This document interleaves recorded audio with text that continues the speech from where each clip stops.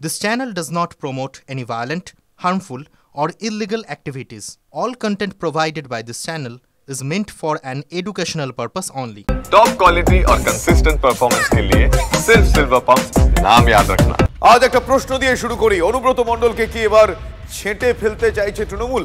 এই প্রশ্নের জন্ম হয়েছে তার কারণ অনুব্রতর হয়ে সুর চড়িয়েছেন টিএমসিপি ছাত্রনেতা, তাকে সাসপেন্ড করেছে। বীরভূমের টিএমসিপি সভাপতি বিক্রমজিৎ সাউকে 6 বছরের জন্য সাসপেন্ড করেছে তৃণমূল কংগ্রেস ছাত্র পরিষদ। বিক্রমজিৎকে ছেঁটে কি অনুব্রতকে বার্তা দিতে চাইল তৃণমূল কংগ্রেস? এই প্রশ্ন এই মুহূর্তে জোরালো হচ্ছে। আমার সহকর্মী তন্ময় প্রামাণিক এই মুহূর্তে আমার সঙ্গে সরাসরি রয়েছে। তন্ময়, প্রথমে আমি যে প্রশ্নটা করব, যে আজকে এই প্রশ্নটা উঠছে তার কারণ বিক্রমজিৎ সাউ তার ভিডিও বার্তা আমরা দেখেছি অনুব্রত মণ্ডলের বক্তব্যের পরে তিনি দাদার অনুগামী হয়ে বেশ কিছু বলেছিলেন, তারপর তাকে সাসপেন্ড করা হয়। কিন্তু প্রশ্ন যেটা উঠছে, অনুব্রতকে কি তাহলে এটা বার্তা দিতে চাইলো দল যে দল পাশে নেই? যদি তাই হয়ে থাকে তাহলে মুখ্যমন্ত্রী পুলিশ মন্ত্রী তার পুলিশকে এহেন আক্রমণের পরেও এখনো পর্যন্ত কোনো কড়া অবস্থান নয়। দেখো, কড়া অবস্থান নিতে চলেছে এমন একটা ইঙ্গিত কিন্তু কলকাতায় তৃণমূলের শীর্ষ নেতৃত্ব থেকে মিলতে শুরু করেছে। নাম্বার 1, তুমি যদি দেখো তাহলে এই বীরভূম জেলার যে এমএলএ এবং এমপিরা রয়েছেন তাদের একাধিক জন কিন্তু এই মুহূর্তে অনুব্রত মণ্ডলের ধারে কাছে ঘেঁষছেন না। তুমি যদি বড় শতাব্দী রায়, তিনি এ বিষয়ে কোনো মন্তব্য করতে নারাজ। আশিস ব্যানার্জি, তিনি এ বিষয়ে কোনো মন্তব্য করতে নারাজ। একাধিক বিধায়ক এই বিষয়ে মন্তব্য করতে নারাজ। কেউ বলছেন আমি কলকাতায় আছি, পাশে গুটি কয়েক জোনা কয়েক এমএলএ এবং বুথ সভাপতি বা লোকজন রয়েছেন যারা সঙ্গে আছি বলে, দাদার পাশে আছি বলে এখনও অনুব্রত মণ্ডলকে আশ্বাস দিয়েছেন। অন্যদিকে দল কিন্তু এই বিষয়ে কড়া অবস্থান নিচ্ছে, সেটা দলের মুখপাত্রদের বক্তব্য থেকে কালকে দিনভর আমরা বুঝতে পেরেছি। কোথাও কোর কমিটি থেকে বাদ দেওয়ার একটা দাবিও দলের অন্দরে শীর্ষ নেতৃত্বের কাছে উঠেছে। যে পরিমাণ ক্ষতি দলের হয়েছে, দলের ভাবমূর্তি রয়েছে, যেখানে খোদ মুখ্যমন্ত্রী বা দলনেত্রী মমতা বন্দ্যোপাধ্যায় মানবিক হতে বলছেন, সেখানে অ্যাডমিনিস্ট্রেশনকে এবং তার অফিসারের মাকে স্ত্রীকে ধরে অকথা কুকথা, এতে কিন্তু সামাজিকভাবে তৃণমূল কংগ্রেসের অনেকটা ক্ষতি করে দিয়েছে। সেই ক্ষতি পূরণ করতে গেলে, সেই ক্ষতি মেকআপ দিতে গেলে কিন্তু অনুব্রত মণ্ডলের বিরুদ্ধে কড়া অ্যাকশন নেওয়া দরকার। দলের যে চূড়ান্ত শীর্ষ নেতৃত্ব রয়েছে, অন্তত তৃণমূল সূত্রে খবর, কোর কমিটি থেকেও খুব দ্রুত সরিয়ে দেওয়া হবে অনুব্রত মণ্ডলকে। অনুব্রত মণ্ডল কিন্তু কোন ঠাসা হতে শুরু হয়েছেন দলের অন্তরে, সেটা তিনি নিজেও বুঝতে পারছেন। কারোর সাপোর্ট পাচ্ছেন না, দিনভর ফোন করেও কিন্তু কোথাও কোনো সমর্থন পাচ্ছেন না, এআই তত্ত্ব ভাসিয়ে দিয়েও কোনো সমর্থন পাচ্ছেন না। ফলে এই মুহূর্তে জেলা এবং তন্ময় এক্ষেত্রে একটা বিষয় বলো, যে তুমি যেরকমটা বললে ঠিকই পরিস্থিতি তাই, এবং এইটা সামাজিকভাবে এক্ষেত্রে খুব সিরিয়াস বিষয়টা। সামাজিকভাবে দল অনেকটা বিড়ম্বনায় পড়েছে বলে আমরা দেখেছি যে বিদেশ সফরে থাকাকালীন নাম্বার 2 তিনি সুপ্রিমোর সাথে কথা বলেছেন, তিনি সুব্রত বক্সির সঙ্গে কথা বলেছেন। তাহলে নাম্বার 2 ফেরার অপেক্ষা, মানে আমরা জানি আগামীকাল তিনি ফিরবেন, তার ফেরার আগে সিদ্ধান্ত নেওয়া হচ্ছে না, তাই কি কালক্ষেপ? এমনটাই কি কানাঘুষো?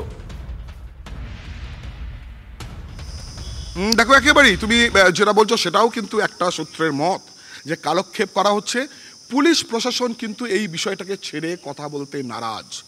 তাদের ঊর্ধ্বে মাটিতে নামিয়ে দিয়েছেন এই অনুব্রত মণ্ডল। ফলে যে মন্তব্য, যে ভাষা প্রয়োগ, যেভাবে তাকে আক্রমণ করার কথা, যেভাবে থানা ঘেরাও করে তাকে কোয়ার্টার থেকে টানতে টানতে এনে মারবে বলে তাকে হুমকি দেওয়া হয়েছে, মানে প্রাণনাশের হুমকি দেওয়া হয়েছে, যেটা অন্য কোনো বিরোধী দল করলে এতক্ষণ তার হাজতবাস হয়ে যেত, সেখানেও পুলিশ এখনো পর্যন্ত স্টেপ বাই স্টেপ এগোচ্ছে। কেন এখনো পদক্ষেপ নয় সে প্রশ্ন উঠছে। ধন্যবাদ তন্ময়, আমার সহকর্মী তন্ময় ছিলেন। কিন্তু এই বিষয়টা বিরোধীরা খুব একটা ছেড়ে কথা বলছেন না। কি বলেছেন বিজেপি নেতা সজল ঘোষ, আমরা কথা বলেছিলাম তার সঙ্গে, শোনাবো আপনাদের। যদি নেওয়ার ক্ষমতা থাকে তাহলে বাঁদর মেরে তো লাভ নেই, তাহলে আসল যে দানব আছে তাকে মারো না, তাকে না মেরে এই ছুটকোগুলো যেগুলো অনুব্রতর নির্দেশে হাত পা ছড়ে তাদেরকে এই সমস্ত ভয় দেখিয়ে কি লাভ? হ্যাঁ, গুড মর্নিং। হ্যাঁ, তো এই যে কথাটা, এই কথাটা একটা মেসেজ দিতে চাইছে বাংলার মানুষকে যে আমরা ব্যবস্থা নিচ্ছি। আসলে পুরোটাই আইওয়াজ, লোক দেখানো, আর কিচ্ছু না। আসলে দাদার ভক্ত, তাদের ভক্তি, আর সেই ভক্তির চোটে পুলিশকে হুঁশিয়ারি দিয়েছেন অনুব্রত মণ্ডলের এক অনুগামী। তার পরিণতি কি হয়েছে আপনারা জানেন। সেই লিটন হালদারকে, তাকে উদ্দেশ্য করে তিনি ভিডিও বার্তায় তাকে রীতিমতো শাসাচ্ছেন, বলছেন বোলপুরেই শাস্তি হবে। ভাবুন একবার, কত দুঃসাহস! যদিও টিএমসিপির তরফ থেকে তাকে সাসপেন্ড করা হয়েছে। বোলপুরের আইসি লিটন, যাকে কদর্যভাবে আক্রমণ করে এই মুহূর্তে বেজায় বিপাকে অনুব্রত মণ্ডল এবং তার দল। একবার শুনি সেই টেলিফোনিক কনভারসেশন, সেই অংশগুলো, বিব্রত করার অংশগুলোকে একটু বিপ টোন দিয়ে। আসুন শুনি আরো একবার। আপনি কি বলছেন?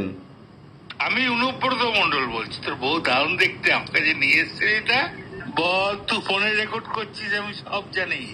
পরশু যখন ডেপুটেশন দেবে না, তোকে কোয়ার্টার থেকে মারতে মারতে নিয়ে আস। কথা বলেছি তোর মাকে ইচ্ছা হচ্ছে রে বউকে। আপনি আপনি আপনি একজন দায়িত্বপ্রাপ্ত লোক, আপনি এভাবে কথা বলছেন? এই অডিও ক্লিপ ঘিরে তোলপাড় বাংলা। বোলপুর থানার আইসি লিটন হালদারকে ফোন করে অশালীন ভাষায় হুমকির অডিও, তার মা ও স্ত্রীকে অবমাননা করে কুৎসিত ইঙ্গিত, পুলিশ আধিকারিককে চুলের মুঠি ধরে মারার হুমকি। নক্কারজনক এই অডিওয় হুমকিদাতা ওই কণ্ঠই নিজেকে অনুব্রত মণ্ডল বলে দাবি করেন। তারপর সেই অডিও ভাইরাল হতেই তোলপাড় পড়ে যায় বঙ্গ রাজনীতিতে। তৃণমূল নেতাকে একের পর এক নোটিশ পাঠিয়ে তলব করছে পুলিশ। যদিও শারীরিক অসুস্থতার কারণ দেখিয়ে হাজিরা এড়াচ্ছেন অনুব্রত। দাদার এহেন অবস্থা দেখে কষ্ট পাচ্ছেন, ক্ষোভে ফুঁসছেন তার অনুগামীরা। ক্ষোভ সামলাতে না পেরে একেবারে বোলপুর থানার আইসিকেই হুঁশিয়ারি দিয়ে বসলেন অনুব্রত মণ্ডলের এক অনুগামী। ফের শাসকের থ্রেট কালচারের শিকার খোদ পুলিশে। অনুব্রত মণ্ডলের অনুগামী তৃণমূল ছাত্র পরিষদ নেতা বিক্রমজিৎ সাউ সরাসরি হুমকি দিলেন বোলপুরের আইসিকে। লিটন হালদার নাম ধরে বলছি, তুমি বাপে বেড়া তোমাদের দম থাকে লিটন হালদার, তুমি অনুব্রত মণ্ডলের এগেনস্টে, বীরভূম জেলা তৃণমূল ছাত্র পরিষদের এগেনস্টে এবং বীরভূম জেলা তথা সাধারণ ছাত্র ছাত্রীদের এগেনস্টে একটা এফআইআর করে দেখিও। বিক্রমজিতের যে অডিও বার্তার সামনে এসেছে তাতে তাকে বলতে শোনা যায় বোলপুরের আইসি দুর্নীতিগ্রস্ত। তুমি জানো নিজে তুমি দুর্নীতি পরায়ণ, তুমি কত লোকের কাছে কতভাবে কীরকমভাবে টাকা নিয়েছো, তুমি তোমার নিজের ব্যক্তিগত সম্পত্তি কী করে অনুব্রত মণ্ডল তুলে দিতে চেয়েছিলে, সমস্ত তথ্য প্রমাণ আছে আমাদের কাছে। তুমি যদি হবো তুমি ডালে ডালে চলবে, তোমাদের শিরায় উপশিরায় আমরা চলি। রীতিমতো হুঁশিয়ারি সুরে আইসির উদ্দেশ্যে বিক্রমজিৎ আরো বলেন, লিটন হালদার তোমাকে চ্যালেঞ্জ করলাম, তুমি একটা আইসি, তুমি একটা সরকারি কর্মচারী, যদি অন্যায় করে থাকে আমি কোনো তোমাকে শাস্তি দিও, কিন্তু হ্যাঁ তুমি যে অন্যায়টা করেছো তার শাস্তি তোমাকে বীরভূমেই পেতে হবে। অনুব্রতরই পথ অনুসরণ করছেন বিক্রমজিৎকে কটাক্ষ বিজেপি নেতা সজল ঘোষের। দুর্দিনে দলে নেতৃত্ব দিয়েছেন কেষ্টমণ্ডল, কাজেই তার জন্য আবেগ থাকতেই পারে। সাফাই তৃণমূলের মুখপাত্র অরূপ চক্রবর্তী। এই ছেলেটি আমি নাম কখনো শুনিনি, আমার মনে হয় ও অনুব্রত নিয়োগ এটা হতে চাইছে। আর ভাগ্যের বিষয় হলো সেই পুলিশ অনুব্রত এখনো অব্দি একটা চুলও ধরতে পারেনি, কেশাগ্র স্পর্শ করতে পারেনি এবং আমার মনে হয় আগামী দিনও পারবে না। আর এখন এই পাড়ার কুচো চাটানা চারানা যে সমস্ত এলাকার যারা আছে তৃণমূলের তোলাবাজ, হ্যাঁ, তারা এবার পুলিশকে থ্রেট করছে। পুলিশ যদি নিজেই থ্রেট কালচারের শিকার হয়, দলীয় নেতার প্রতি আবেগ থাকতেই পারে, কারণ অনুব্রত মণ্ডল দুর্দিনে দলের নেতৃত্ব দিয়েছেন। এই অনুব্রত মণ্ডলের পরিবারের উপর দীর্ঘদিন আক্রমণ হয়েছে, তাই স্বাভাবিকভাবেই লোকাল স্তরে আবেগ থাকতেই পারে কর্মীদের, সেই আবেগ থাকাটা স্বাভাবিক। কিন্তু যখন কোনো মানুষের বিরুদ্ধে এই ধরনের অভিযোগ ওঠে, দল তো সেই অভিযোগকে এন্ডোর্স করে না। সোশ্যাল মিডিয়া লাইভ করার পরই বীরভূম জেলা তৃণমূল ছাত্র পরিষদের সভাপতি বিক্রমজিৎ সাউকে ঘিরে নতুন করে বিতর্ক দানা বাঁধে। অনুব্রতর পাশাপাশি তার অনুগামীর বিরুদ্ধেও আক্রমণ শানিয়েছেন বিরোধীরা। এরপরই বিক্রমজিতের বিরুদ্ধে ব্যবস্থা নিল দল, তাকে 6 বছরের জন্য সাসপেন্ড করল তৃণমূল ছাত্র পরিষদ। Bureau report, TV9 Bangla.